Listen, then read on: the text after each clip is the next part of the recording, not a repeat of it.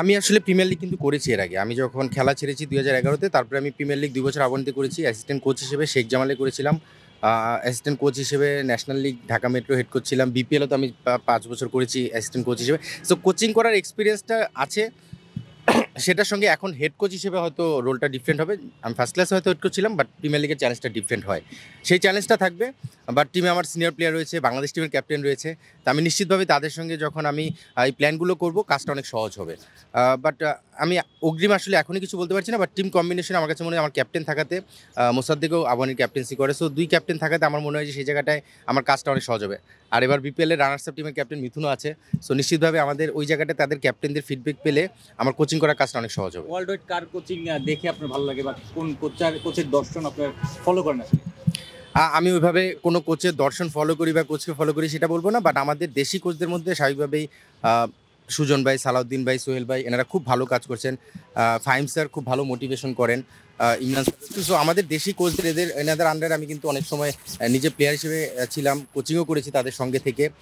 So সেই জায়গা থেকে আমি আসলে বিদেশি কারো কোচিং ফিলোসফি বা দর্শন না। আমি মনে করি যে আমার নিজস্ব একটা ফিলোসফি থাকবে। আমাদের যারা করছেন তাদের নিজস্ব ফিলোসফি থাকে। আমি যখন এই কোচিংয়ের স্বপ্নটা দেখেছি ২০১১ পর থেকে আমার মনে হয় আমার নিজের একটা ফিলোসফি ছিল।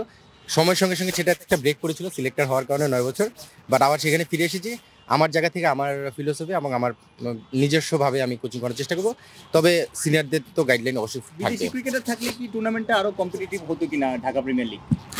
বিদেশি ক্রিকেটার থাকলে কম্পিটিটিভ হতো কিনা জানি না, তবে এটা আমি শিওর বিদেশি ক্রিকেটার থাকলে আমাদের অনেক প্লেয়াররা না নিজেদের পারফর্ম করার সুযোগটা পায় না। আমাদের কিন্তু এখন বিদেশি যেই মানের প্লেয়ার আসতো আমি গত কয়েক বছর দেখেছি, সেই মানের প্লেয়ারের চেয়ে আমাদের দেশি প্লেয়াররা কোয়ালিটি আসলে খারাপ না। এবং এবার কিন্তু আপনারা দেখবেন আমাদের ম্যাক্সিমাম ন্যাশনাল টিমের প্লেয়াররা কিন্তু অ্যাভেলেবেল থাকবে পুরো লিগ জুড়ে ম্যাক্সিমাম সময়টুকু।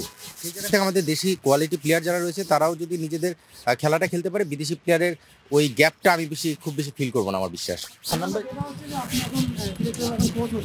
কোচ হিসেবে জানতে চাচ্ছি চ্যাম্পিয়ন্স ট্রফিতে বাংলাদেশের কেমন সম্ভাবনা দেখেন? টি-20 পরে বাংলাদেশ ওয়ানডে ফর্মেটে মিলাতে গেলে সমস্যার মধ্যে পড়তে হবে কিনা? আসলে আর একটা প্রশ্ন, যে খালেদ তার সঙ্গে হাসানুর নাম শোনা তারা দুজনকে আদৌ যাচ্ছে কিনা তিনি?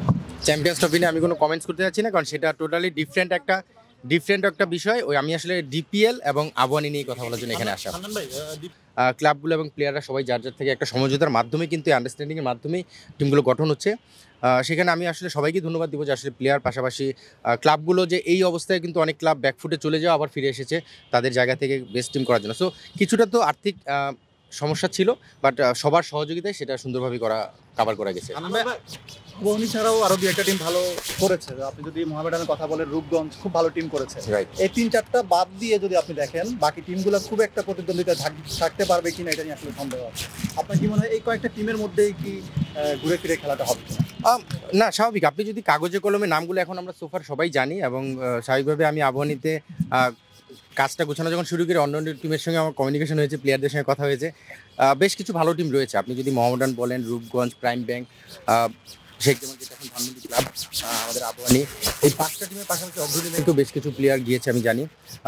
এই 6টা টিমের নাম কাগজে কলমে হয়তো আপনি সামনের দিকে উঠিয়ে আনতে পারবেন, বাট দিন শেষে সবাই কীভাবে খেলছে, ওই জায়গায় তাদের টিম পারফরমেন্সটা কেমন হচ্ছে সেগুলো বিষয় থেকে অগ্রণী ব্যাংক এরকম আমরা কিছু ভালো টিম করে হয়তো সার্ভাইভ করতে পারিনি। আর বাকি যে টিমগুলো এগুলো আসলে বড় টিম কিন্তু সবসময়ই করে, এরা সবসময় সুপার লিগ খেলেই থাকে। তো সেই জায়গা থেকে টিম ব্যালেন্সিংয়ের জায়গা থেকে আসলে দিন শেষে মাঠে কে কেমন খেলে, আপনি যখন যেই টিমগুলোর নাম বললাম এই টিমগুলো যদি 11 জন সাজান তখন দেখবেন যে কোনো দল কিন্তু যে কোনো দলকে হারাতে পারে। তো সেই জায়গায় ওই দিনের খেলায় কে কাকে হারাবে এটা বলা কঠিন, বাট কাগজে কলমে বেসিক্যালি 4-5টা দল রয়েছে যাদের নাম আলাদাভাবে আপনি সামনে নিয়ে আসতে পারবেন। আনন্দ, আপনি বলছিলেন যে আপনার টিমে 2জন ক্যাপ্টেন আছে, আসলে আমার ক্যাপ্টেন্সি কে করবে এই সিদ্ধান্ত? এই সিদ্ধান্তটা আমরা আসলে এখনো পুরোপুরি ডিসাইড করিনি, কারণ আপনি লাস্ট ইয়ার দেখবেন শান্তও করেছে, মোসাদ্দেকও করেছে।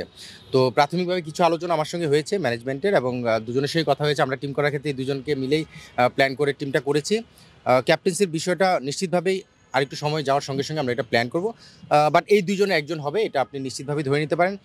শান্তর কিছু ইন্টারন্যাশনাল শিডিউলও থাকতে পারে, সেই বিষয়টাও মাথায় রাখতে হবে। তো সেই জায়গা থেকে আমরা আসলে ম্যানেজমেন্টের সঙ্গে ডিসাইড করে তারপরে এটা অফিসিয়ালি ডিক্লেয়ার করবো। লাস্ট একটা প্রশ্ন, আসলে বাজেটের একটা ব্যাপার ছিল বলছিলেন, আসলে মোসাদ্দেক 12 বছর ধরে আবাহনীতে খেলছে, শান্ত অনেক ধরে খেলছে, তো সাইন করার ক্ষেত্রে কি লয়ালিটির ব্যাপারটা অনেকাংশে কাজ করেছে কিনা? অবশ্যই করেছে, এবং আসলে এই দুজন না, আপনি আবাহনীর আরও বেশ কিছু নাম হয়তো বলতে পারবেন, তারাও অনেকদিন যাবত আবাহনীর সঙ্গে ছিল, খেলছে। কিন্তু বাজেটের এই স্বল্পতার কারণেই কিন্তু আলটিমেটলি অনেককে কম্প্রোমাইজ করতে হয়েছে, মানে আমাদের ছাড়তে হয়েছে। আপনি সেই নামগুলো যদি দেখেন, লিটন বিজয় হতে পারে, নাইম শেখ হতে পারে, এরাও কিন্তু অনেকদিন যাবত এখানে খেলছে, ইভেন তাসকিন। সো সেখান থেকে বাজেটের যখন একটা কাটাছেড়ার বিষয় আসছে, তখন দেখা গেছে যে আসলে কে কার সঙ্গে কীভাবে অ্যাডজাস্ট করবে। তো সেখানে শান্ত মুসাদ্দেক কম্প্রোমাইজ করেছে, বাকিরাও কম্প্রোমাইজের জায়গা থেকে সরে আসার চেষ্টা করেছে, কিন্তু টিম কম্বিনেশন সাজাতে যে ওই বাজেটে কিছুটা অ্যাডজাস্ট করতে হয়েছে।